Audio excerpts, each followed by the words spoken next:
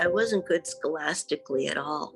So I thought, well, I could be a gym teacher or I could go into athletics because I loved sports so much. And then I also played the piano, and I thought maybe I could be a barroom piano player. In graduate school, I had two extraordinary teachers, John Buck and Deborah Butterfield. John Buck sculptures were significant because they really brought in the surreal, but then it was also sculpture. It was also relatively two-dimensional also. So that was a bridge for me to go from 2D, just that seed that he planted.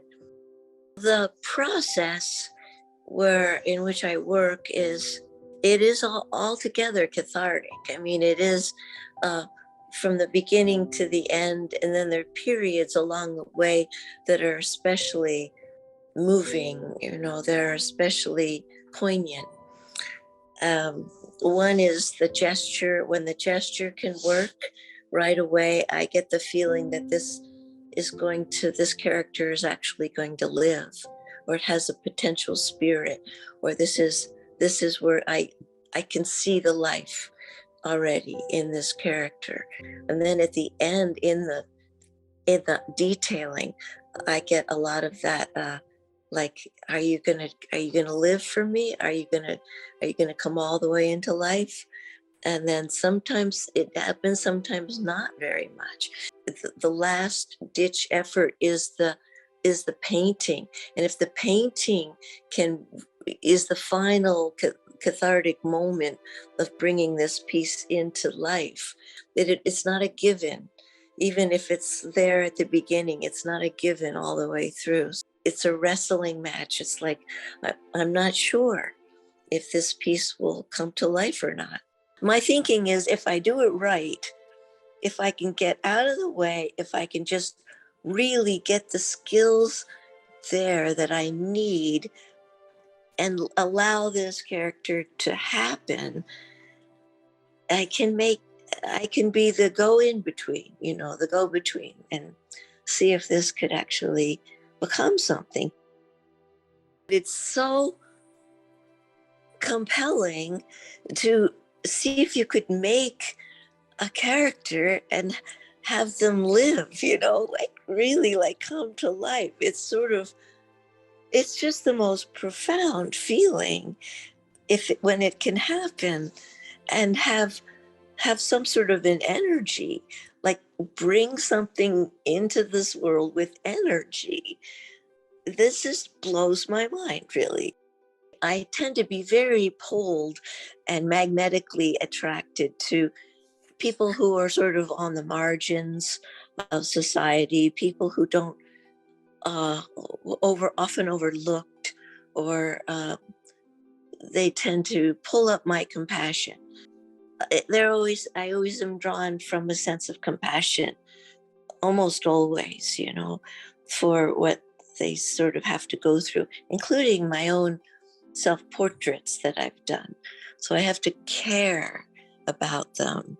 And in doing so, I want to, even though there might be invented, then I care about,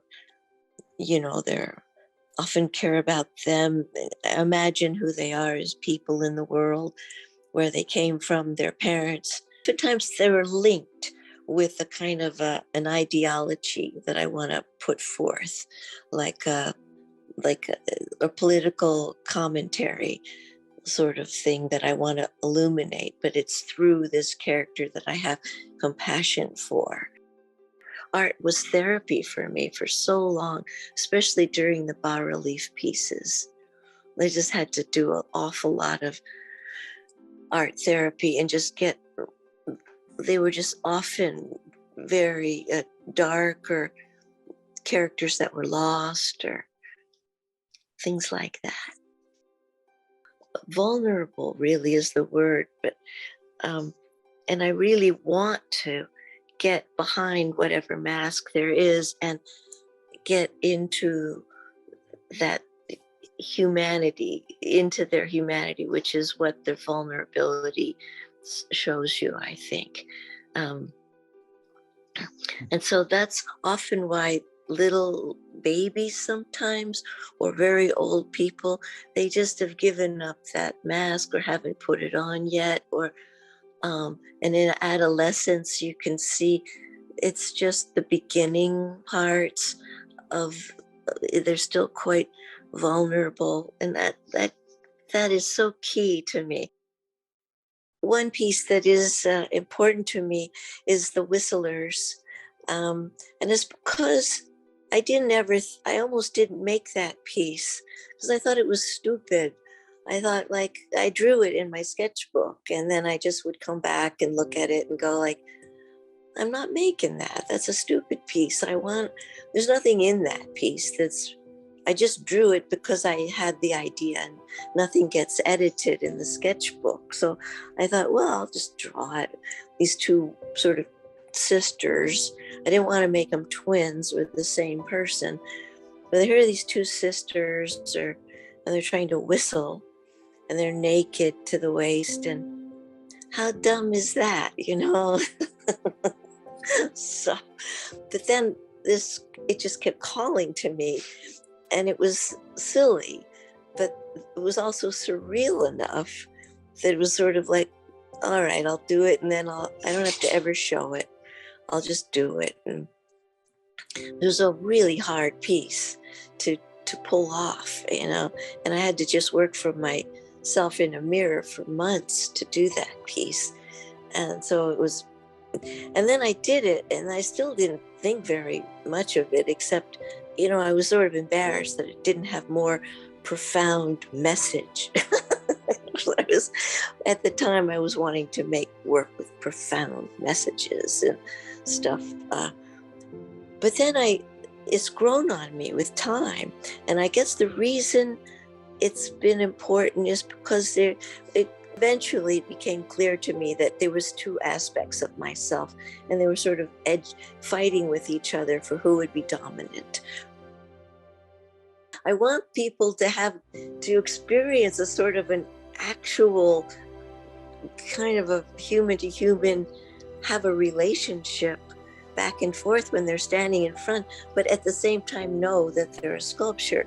I don't want them poking the figure to kind of go, will they blink, or are they going to breathe next? Or I don't want to, I'm not trying to fool you as the viewer, but I do want it to be actual enough so that you're encountering, you know, they're real enough so that they hold some sort of life, and yet, you know, they're still a sculpture.